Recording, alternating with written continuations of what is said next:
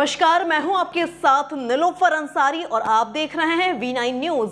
देश और दुनिया की हर बड़ी खबर पर रहती है हमारी पैनी नजर। आइए नजर डालते हैं आज की बड़ी खबर।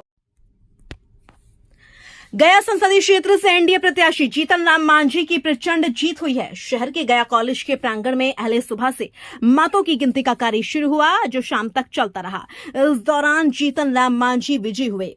जीतन राम मांझी को कुल 4,94,960 मत प्राप्त हुए, जबकि उनके प्रतिद्वंदी राजद प्रत्याशी कुमार सर्वजीत को 3,93,148 मत मिले। इस तरह से जीतन राम मांझी 1,01,812 मतों से विजयी हुए हैं। चुनाव जीतने के बाद जीतन राम मांझी शहर के प्रसिद्ध विष्णुपद मंदिर पहुंचे, जहां उन्होंने मंदिर के गर्भगृह में पूजा अर्चना की।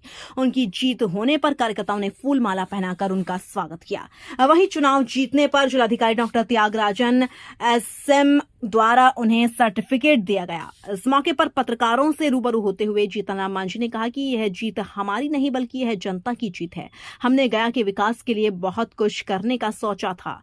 मुख्यमंत्री रहते हुए हमें मौका भी मिला, लेकिन जितना कार्य करना चाहते थे वह नहीं हो पाया। अब हमसे जो भी गया शहर के लोगों के लिए बन पाएगा हम वह करेंगे, चाहे लोगों का पलायन रोकना हो या लघु कल कारखाना लगाने की बात हो।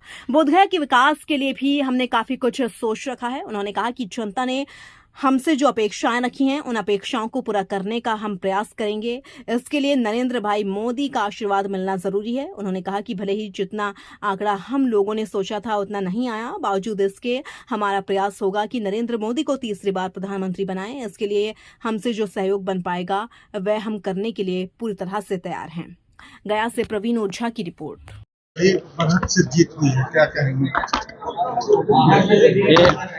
हमारी जीत नहीं है, गया की जनता की जीत है और नरेंद्र मोदी जी और नीतीश कुमार जी का सम्मिलित प्रयास का भी जीत है। और ये बात सही है कि 44 वर्ष के राजनीतिक जीवन में गया के लिए हम कुछ करना चाहते थे। मुख्यमंत्री भी रहने का मौका मिला, कुछ कार्य को आगे बढ़ाने का काम हमने किया था, लेकिन वो पूर्ण नहीं हो सका। तो मेरे मन में एक कसक थी कि काश कुछ मौका मिले तो हम गया के लिए कुछ कर सकें। तो आपने देखा होगा कि 16 अप्रैल को जब प्रधानमंत्री जी यहाँ आम चुनाव सभा में आए थे, तो उस समय गया के बारे में क्या हमने सोचा है, एक झलक हमने दिखलाई थी। उसी झलक को आगे बढ़ाने का काम करेंगे। साथ साथ गया का गांधी मैदान है, बोध गया में प्राधिकार बनाना हो, या बिहार के खास करके दक्षिणी बिहार में जो हमारे लोग पलायन करते हैं, गरीब के लोग, इसलिए कि यहाँ चाहे जंगल आधारित व्यापार हो, उद्योग हो या कृषि आधारित उद्योग हो, इसकी कमी है। उसके बारे में भी हम ऐसा करेंगे। तो हम समझते हैं कि जनता ने जिस प्रकार की अपेक्षाएं हमसे की है, उनकी अपेक्षाओं पर उतरने का प्रयास करेंगे।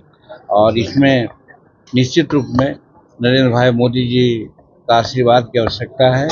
और दूसरी बात स्पष्ट कर देना चाहते हैं, जितना बहुमत हम लोग सोचा था एनडीए को आएगा, अभी तो ऐसा नहीं लगता है। हो सकता है हम लोग 305, 308, 310 तक आ जाएं। बावजूद उसके हर हालत में हम सोचते हैं कि नरेंद्र भाई मोदी जी भारत के प्रधानमंत्री बने, और उसमें मेरा सहयोग, प्रबल सहयोग होगा। एक ही सीट का ही क्यों न हो, हर तरह से हम नरेंद्र भाई मोदी जी को भारत का अगला बार, तीसरी बार प्रधानमंत्री बनने के लिए हम सहयोग करेंगे। और बिहार की जनता के प्रति आभार व्यक्त करते हैं कि और सारी बातें जो बिहार के संबंध में है, पार्लियामेंट में उन सब बातों की चर्चा करके बिहार की गरीबी को, बिहार की बेरोजगारी को हम दूर करने का प्रयास करेंगे।